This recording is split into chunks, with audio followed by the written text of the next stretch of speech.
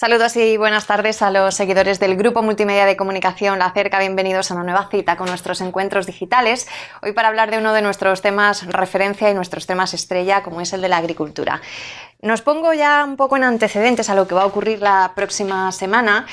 Concretamente me voy a detener en el próximo 4 de mayo, donde La Cerca va a inaugurar en esta temporada, en este año 2018, las que vienen siendo sus citas temáticas, sus foros, en este caso Castilla-La Mancha de cerca. Y lo va a hacer de la mano de la agricultura. Allí tendremos en la Confederación de Empresarios de Albacete, en FEDA, a partir de las 10:30 de la mañana, lo que va a ser, como digo, el estreno de esta temporada de foros, de la mano del consejero de Agricultura, Medio Ambiente y Desarrollo Rural de Castilla-La Mancha, don Francisco Martínez Arroyo, que hoy tenemos aquí para, de alguna manera, adelantar lo que va a ser ese 4 de mayo, de lo que se va a hablar, que va a ser mucho de agricultura, pero también ligada a la economía, y es que, como bien saben, en Castilla-La Mancha, hablar de riqueza, de desarrollo y de futuro es, sin duda, hablar de su sector primario. Y de ello vamos a comenzar a abordar muchísimas cuestiones de la mano, como digo, del consejero. Buenas tardes. Hola, buenas Francisco, tardes. Bienvenido. Hoy jornada completa en Albacete, ¿no? Sí, un placer estar con vosotros. La verdad es que hemos tenido muchas cosas hoy en Albacete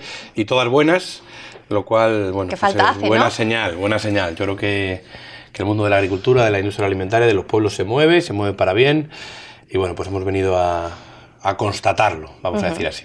Como decía, el próximo 4 de mayo le tendremos de nuevo por Albacete, en la sede de FEDA, de los empresarios, para hablar de todo esto que usted conoce también y sobre todo del que está siendo uno de los esfuerzos fundamentales del Gobierno de Castilla-La Mancha a través de su consejería a lo largo de esta legislatura. Y es que se ha puesto mucho el énfasis, se ha hecho un hincapié muy especial en fomentar de alguna manera esa necesidad de que las cooperativas, sobre todo, se unan para ser más fuertes y para llegar con mejores garantías a nuevos mercados. A día de hoy, ¿cuál está siendo la respuesta que ellas están dando en este llamamiento que viene haciendo tan arduamente la consejería? Bueno, pues yo creo que la respuesta es muy positiva. Hay que tener en cuenta que en prácticamente casi 3 años de legislatura, que en realidad es poco tiempo, hemos conseguido certificar a 4 entidades prioritarias de interés regional agroalimentarias. Son cooperativas que tienen un determinado tamaño, que facturan más de un mínimo por sector, que consideramos que era la barrera a partir de la cual podían ser consideradas prioritarias y por lo tanto recibir más ayudas. Y además hemos conseguido crear 7 agrupaciones de productores, todas ellas en el sector del vino, las agrupaciones de productores.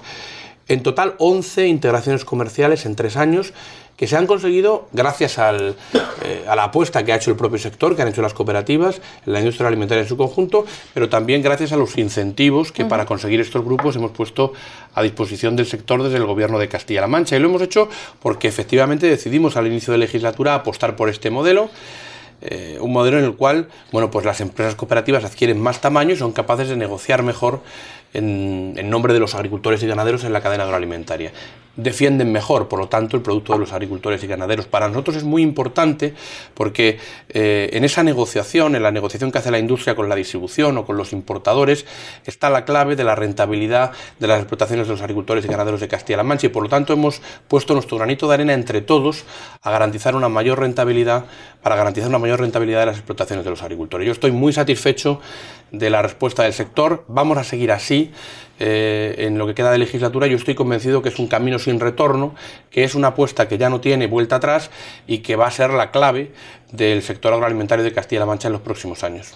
Me ha hablado de los incentivos, de todas esas medidas que una tras otra ha ido poniendo sobre la mesa el Gobierno de Castilla-La Mancha a través de su consejería para pues hacer que se decidan esas cooperativas y se den la mano de cara a nuevos mercados.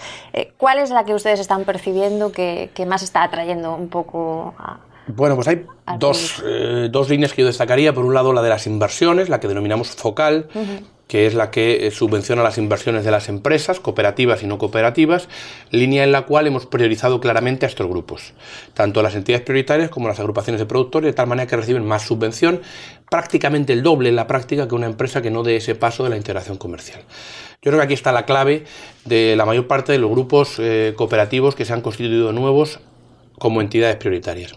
Y luego hemos puesto a disposición de las cooperativas y de las bodegas, almazaras, industrias agroalimentarias en general particulares, no cooperativas, una línea específica que es la de agrupaciones de productores, que consiste en una subvención de 400.000 euros para comercializar en común. Y es prácticamente una subvención casi a fondo perdido, porque esos 400.000 euros se pueden invertir en comercialización donde el grupo considere, y solo es necesario para poder acceder a esas ayudas haberse unido a otra empresa, sea o no cooperativa.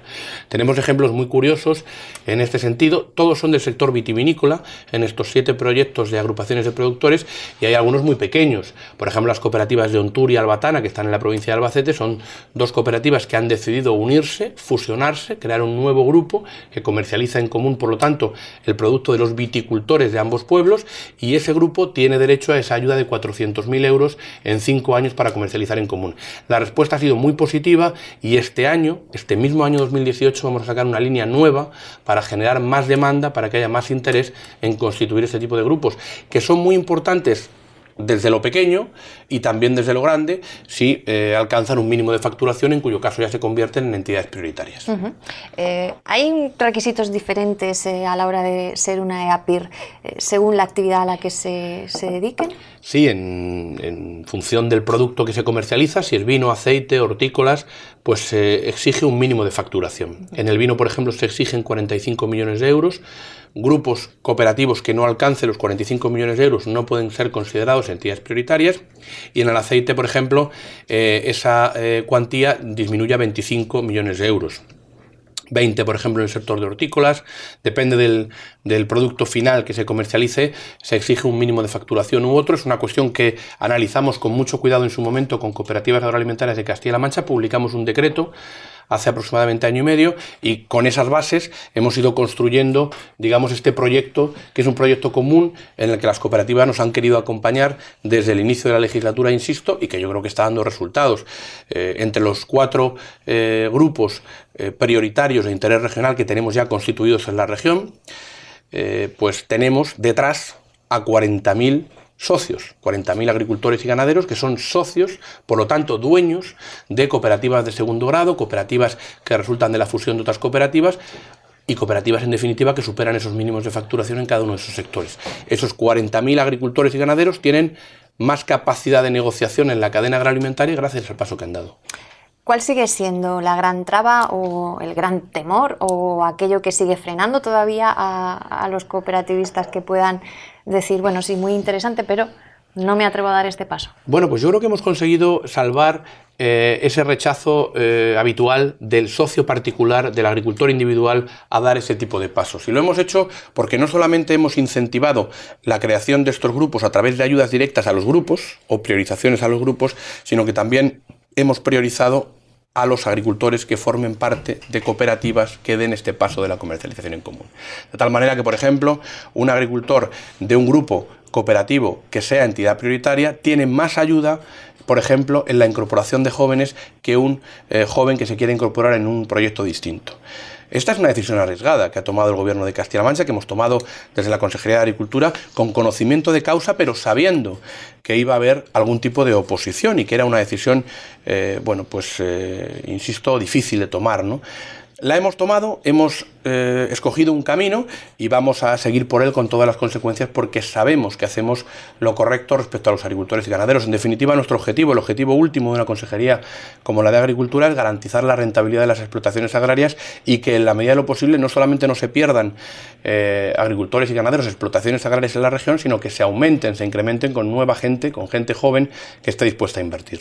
Ha explicado algunas de esas medidas incentivadoras de alguna manera para las cooperativas, pero no sé si tienen ya sobre la mesa datos reales de los avances que ha supuesto, por ejemplo, a estas EAPIR o a las agrupaciones de productores el haber salido juntas de la mano hacia los nuevos mercados. Bueno, esto es más difícil de percibir de forma inmediata, pero por ejemplo en el sector que más esfuerzos hemos hecho, que es el del vino, donde más proyectos de integración ha habido, también es verdad que haya habido una apuesta clarísima por la calidad desde el inicio, diferenciando en el pago de la uva en función de los deseos de los consumidores, diferenciando en función de la calidad sanitaria de la uva, organizando u orientando la reestructuración de viñedo a las variedades más demandadas por el mercado, excluyendo por ejemplo la variedad Zairén, reduciendo el rendimiento productivo por hectárea, es decir, una serie de medidas que se unen a esa apuesta por la integración comercial.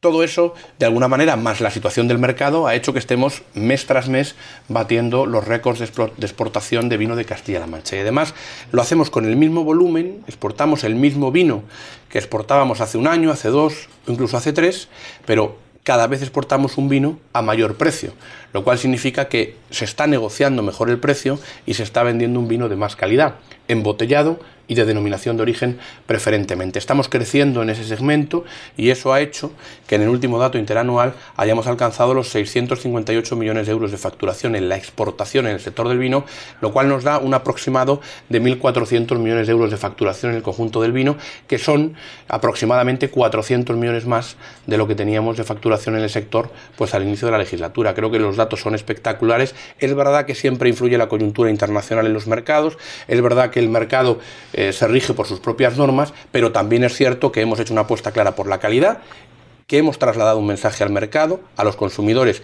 y a los importadores, y que, además estamos comercializando el vino de Castilla-La Mancha desde menos manos, gracias a esa apuesta que hemos hecho de crear estas integraciones comerciales. Sobre la mesa ahora mismo hay proyectos en ciernes de la creación de futuras alianzas de esta naturaleza. Bueno, trabajamos siempre en la creación de nuevos grupos. Yo espero que este año haya más grupos en la región y que algunos de los que se han constituido como agrupaciones de productores con nuevas integraciones se conviertan en entidades prioritarias, porque de esta manera accederían a mejores condiciones en las ayudas, fundamentalmente la línea focal, la de las inversiones de las empresas agroalimentarias, y porque además existe ese movimiento. Hemos conseguido generar el interés del sector cooperativo en su conjunto para crear integraciones comerciales, que pueden ser fusiones, como la que yo mencionaba anteriormente, pero que pueden ser creación de cooperativas de segundo grado, sociedades anónimas, sociedades limitadas, en definitiva grupos que resultan de la integración comercial de cooperativas de base. Y es cierto que esto se ha conseguido gracias a los incentivos que se están dando en todas las líneas de ayuda a estos proyectos y a los agricultores dueños de las empresas en líneas como la reestructuración de viñedo, como la mejora de explotaciones o como la de jóvenes agricultores que mencionaba antes. Todo esto hace que los propios agricultores demanden a sus empresas cooperativas que den ese paso de la integración comercial, cuestión que hasta ahora era implanteable en Castilla-La Mancha. Hemos conseguido que sean los propios agricultores, los propios socios de las empresas, los que les pidan a los consejos rectores que se integren comercialmente. Y esto siempre ha sido muy difícil en Castilla-La Mancha porque parecía imposible que las empresas se pusieran de acuerdo con empresas de los pueblos de al lado o incluso del mismo pueblo para hacer un proyecto como este, que, insisto, no exige la desaparición de las empresas, lo que exige solamente es la integración comercial, es decir, vender en común la producción de las empresas que den este paso. En ese sentido, ¿qué importancia tiene el papel difusor también de los que ya han dado ese paso a la hora de explicar, por ejemplo, a sus iguales que en ningún caso se pierde la identidad, que como usted dice es a veces lo que más hace dudar a los protagonistas para tomar una decisión de esta naturaleza? Pues yo creo que como una opción para dar este paso es la integración comercial, creando una cooperativa de segundo grado, una sociedad anónima integrada por las empresas de base, que no tienen por qué desaparecer. Yo creo que no tiene que haber ningún miedo por parte de los agricultores que quieran mantener una cooperativa en su pueblo.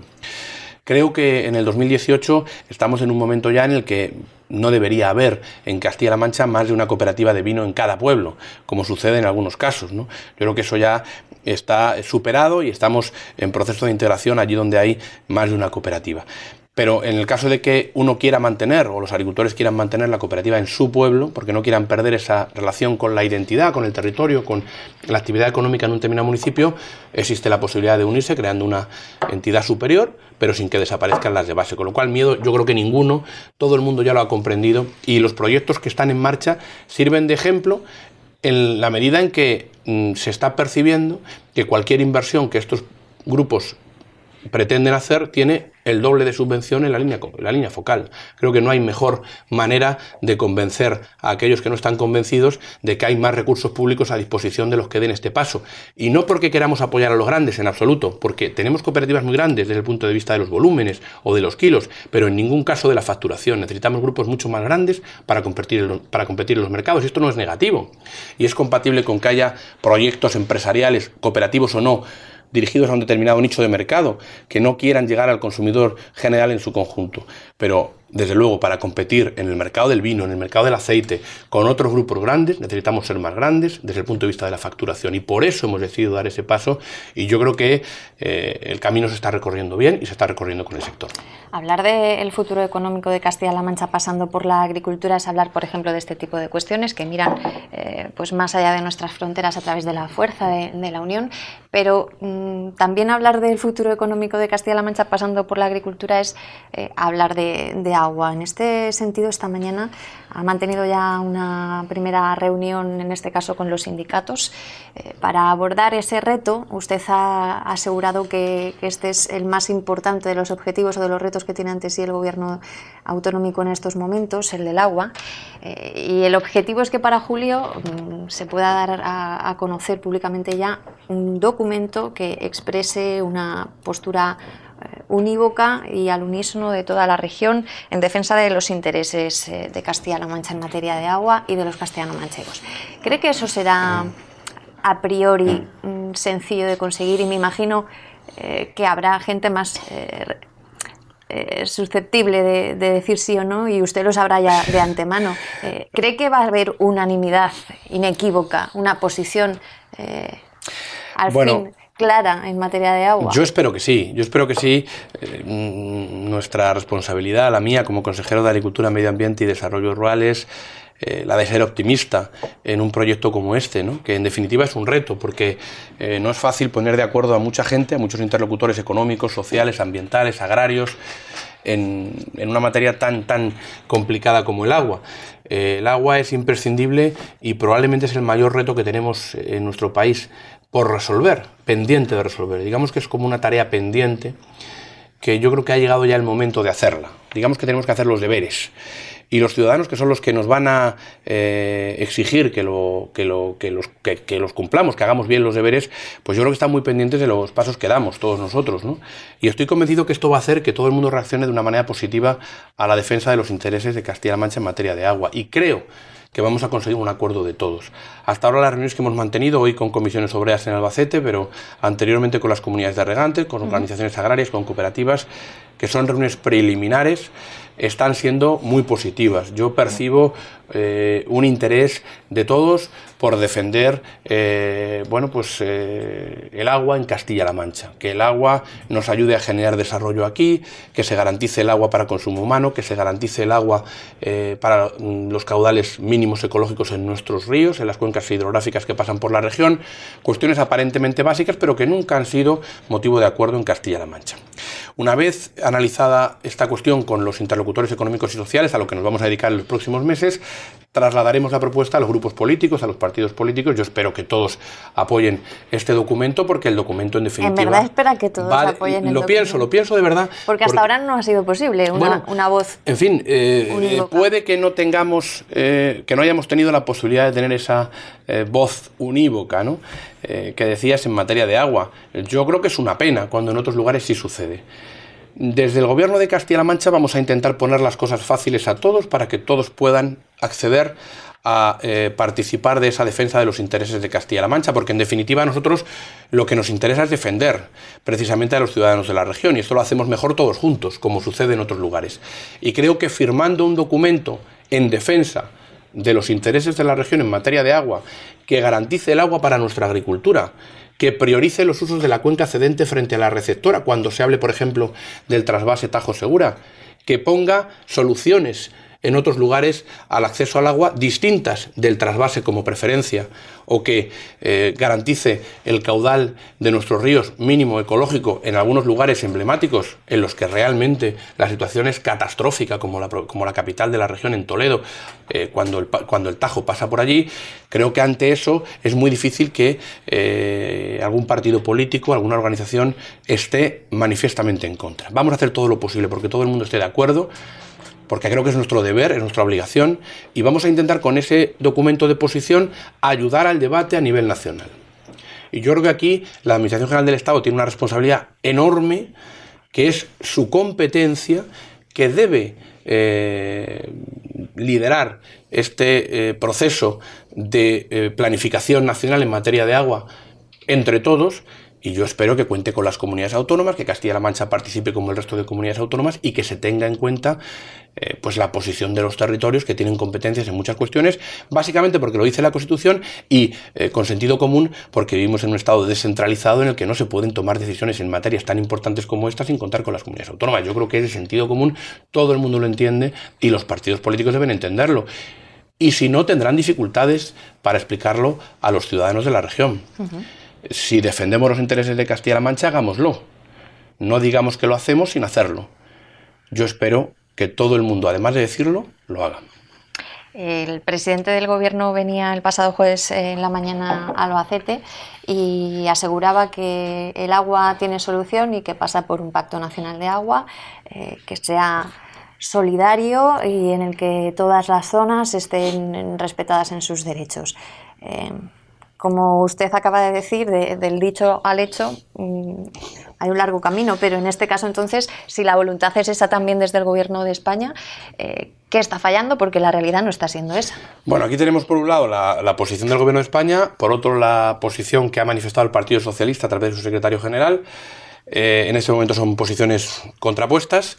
El Gobierno de la Nación, hasta el momento, lo único que ha puesto encima de la mesa desde el punto de vista político para resolver un problema que es eminentemente político, que no es otra cosa que un problema político o un reto político, ha sido aprobar un trasvase para los próximos 3 meses en cuanto el agua ha superado una determinada raya en los envases de cabecera del Tajo.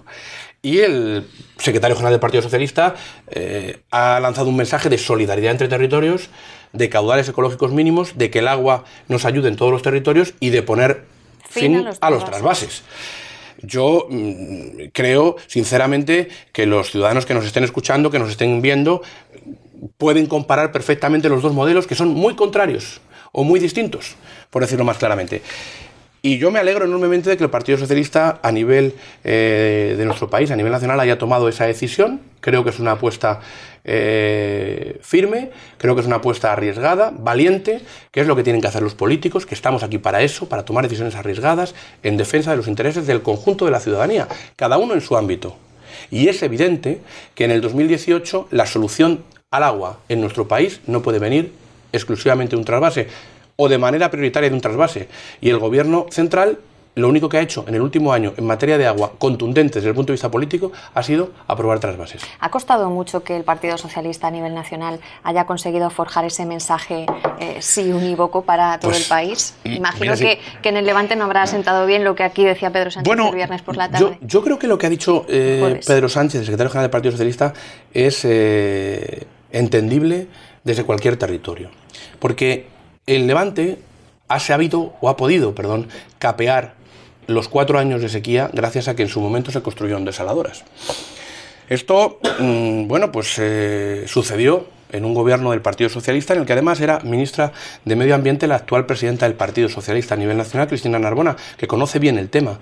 Esas desaladoras se construyeron con el dinero de todos los ciudadanos precisamente para evitar que hubiera problemas de agua en el Levante. Las desaladoras son capaces de suministrar agua suficiente para el regadío y el consumo humano puntual que se necesite cuando haya problemas de sequía. Esto es perfectamente conocido. El problema es que en una zona de España ha habido determinadas fuerzas políticas que han hecho del trasvase su único objetivo. Todo ha girado en torno a un trasvase. Si nos fijamos en el debate político en Murcia, por ejemplo, la región de Murcia, pues prácticamente no se habla de otra cosa que no sea el trasvase.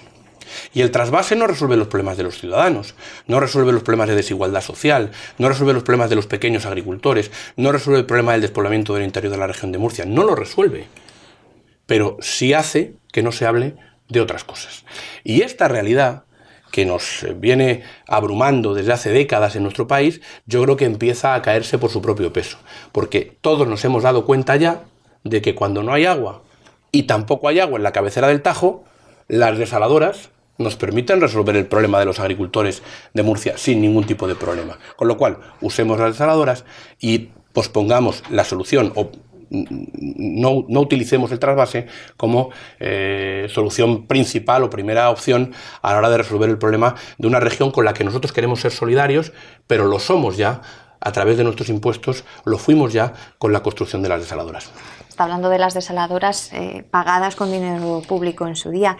Esta mañana hemos desayunado con una noticia también al hilo de esto que nos ha dejado a todos un poco descolocados. La UDEF desvela una presunta trama del agua en Murcia. El Partido Popular regaló 600 millones de euros a ACS. Si esto se demostrase, ¿qué argumento quedaría ahora mismo? Pues la verdad es que es una noticia enormemente preocupante y yo creo que aquí, ante esto, lo primero que hay que hacer es dar explicaciones cuanto antes. viniendo de la Policía Nacional y de la Unidad de Delincuencia en cuestiones económicas en nuestro país, que es la que investiga estas cuestiones, dependiente del Ministerio del Interior, creo que estamos ante una cuestión de enorme gravedad. Si realmente hubo un desvío de 600 millones de euros a una empresa constructora en el proceso de construcción de la desaladora de Cartagena, pues estamos ante un delito gravísimo. Evidentemente, a mí no me compete decir si es delito o no, pero la información nos sitúa en una realidad grave. Y hay que explicar lo que ha sucedido, en primer lugar. Pero de nuevo esa sensación, por ejemplo, sobre todo en el ciudadano, de que detrás de todo esto del agua, en el fondo lo que está es el negocio puro y duro. Bueno, es que el vincular el agua a la construcción ya es de por sí perverso. El agua es un recurso que tenemos en los cauces de nuestros ríos, pero que no tiene que estar vinculado permanentemente a empresas constructoras, que hacen desaladoras, que hacen trasvases, que hacen conexiones de agua, que hacen pantanos. Hay que hacer todas esas infraestructuras, pero hay que gestionarlas desde una perspectiva pública. Y yo creo que aquí se pone de manifiesto, en realidad, no solo con esto, sino en general, en las decisiones que se toman en materia de agua en nuestro país desde hace muchas décadas, se pone de manifiesto que no se ha tenido en cuenta realmente el interés de los ciudadanos y que el agua ha servido para el lucro de unos pocos y no para repartir la riqueza entre todos, que es lo que nosotros estamos persiguiendo. Yo me empeño mucho en hablar de un pacto nacional social en materia de agua, porque creo que el agua nos tiene que servir para repartir la riqueza, y creo que es posible realmente. Sé que es muy difícil, La ministra de Medio Ambiente, el presidente del Gobierno, tienen una tarea dificilísima, pero para eso son la ministra de Medio Ambiente y el presidente del Gobierno. No se es presidente del Gobierno o ministra de Medio Ambiente para no tomar decisiones, para no afrontar los problemas. Se es precisamente para resolver cuestiones como esta, que desde luego es el principal problema que tiene nuestro país en este momento, y no solo es una cuestión de Castilla-La Mancha. Y no nos deben engañar las lluvias recientes. Tenemos una situación de dificultad permanente y hay que buscar una solución entre todos. Y para eso se necesitan estudios rigurosos, se necesita planificación en todas las cuencas, se necesita en definitiva abrir las puertas y las ventanas de unos organismos, las confederaciones, en los que tienen que participar las comunidades autónomas. Esa sería probablemente la clave de una mejor gestión, porque las comunidades autónomas estamos a pie de territorio, a pie de calle, sabemos lo que sucede y además tenemos la mayor parte de las competencias que tienen relación con el agua. Una última pincelada para terminar. Esta mañana ha dicho en esa rueda de prensa que si el agua que vemos pasar y que se marcha hacia el Levante se quedase en Castilla-La Mancha, supondría riqueza y empleo para Castilla-La Mancha. Mucha gente quizá pues oye este tipo de discursos y parece que se quedan en eso, ¿no?, en la superficie, pero ha dado unos datos que yo creo que son muy significativos para que todos aterricemos en la realidad de lo que supone todo este discurso del agua como un bien de futuro y de desarrollo para Castilla-La Mancha. Ha explicado que el regadío supone 5 veces más productividad que el secano y que multiplica por 3 la creación de puestos de trabajo, en este caso sería para Castilla-La Mancha. Bueno, y son datos del Ministerio de Agricultura. Exacto. La gente es consciente de este tipo de realidades. Yo creo que los agricultores sí lo son. Cuando yo digo como consejero, y lo digo además pues con mucha contundencia, que el futuro de la agricultura en Castilla-La Mancha pasa por el acceso al agua, digo una cosa que es obvia, que los agricultores saben. Es muy difícil mantener hoy en día un modelo de agricultura de secano que no se diferencie de alguna manera pues en alguna variedad, en algún tipo de transformación productiva, en un producto distinto que llega a los consumidores diferenciado de alguna manera, frente a la realidad que se impone, que es que el agua nos hace ser más productivos y por lo tanto más competitivos y generamos más empleo. Si queremos tener un sector agrario competitivo necesitamos agua. En Murcia lo tienen clarísimo desde hace muchas décadas. Han construido un sector agrario muy competitivo gracias al agua. Es lógico, han hecho bien. Tenían la climatología, tenían el suelo y además han podido contar con el agua. Nosotros tenemos ahora mismo la climatología, el suelo, probablemente en mejores condiciones que en ningún otro lugar del mundo, un sector muy competitivo cada vez más, con mucha gente joven deseando invertir, pero que no lo va a hacer si no tiene agua. Y esta realidad nos afecta en el día a día. Cuando decimos que la agricultura, la ganadería, la industria agroalimentaria representan el 14% de la riqueza regional, lo representan porque tienen acceso a algo de agua. Si tuviéramos más agua, estaríamos hablando de un sector enormemente competitivo, del sector más importante desde el punto de vista económico en la región. Y por eso tenemos que pelear por el agua, Tenemos que pelear por el agua por un sentido también de justicia con toda esa gente que se quiere quedar en sus pueblos, que quiere vivir de la agricultura y que no quiere irse con el agua al Levante. Y eso hoy podemos decirlo. Hace 40 años no podíamos decirlo, hace más de 40 años no podíamos decirlo. Nadie nos preguntaba, no teníamos opinión, no se contó con nosotros, no existíamos. Hoy existimos. Estamos aquí, queremos opinar y lo que vamos a hacer es reclamar que se nos tenga en cuenta. Sentido común y además aplicación de la normativa en el estado en el que vivimos, que es un estado descentralizado. Hay que saber lo que es España. España es un país con muchas competencias en manos de las comunidades autónomas y no se puede tomar decisiones tan importantes como las del agua sin contar con nosotros. Castilla-La Mancha quiere que ese relato, el relato del futuro del agua, cuente con nosotros. A ver si ese relato tiene ya finalmente una respuesta que satisfaga a todo el mundo con ese pacto nacional. Antes veremos si se consigue esa voz al unísono. De aquí a julio hay tiempo, pero antes, en mayo, nos vemos, consejero, para ver cómo van todas estas cuestiones que van a ser fundamentales para el futuro de la economía castellano-manchega. Un placer, como siempre, que tenemos por aquí. Pues también un placer para mí. Buenas tardes. Francisco Martínez Arroyo, consejero de Agricultura, Medio Ambiente y Desarrollo Rural de Castilla-La Mancha, dando un repaso a esos factores, a esos elementos que hacen de la agricultura castellano-manchega y del sector agroalimentario de nuestra región, pues sin duda la bandera de nuestra economía, más si cabe, si estos elementos se vienen dando ya de manera favorable, y cuestiones que abordará, como digo, en ese foro temático en Castilla-La Mancha de cerca, que el próximo 4 de mayo vamos a inaugurar en esta temporada en la sede de la Confederación de Empresarios de Albacete. Así que sin más, nosotros seguimos contándoles muchas cosas y cuídense mucho. Hasta luego.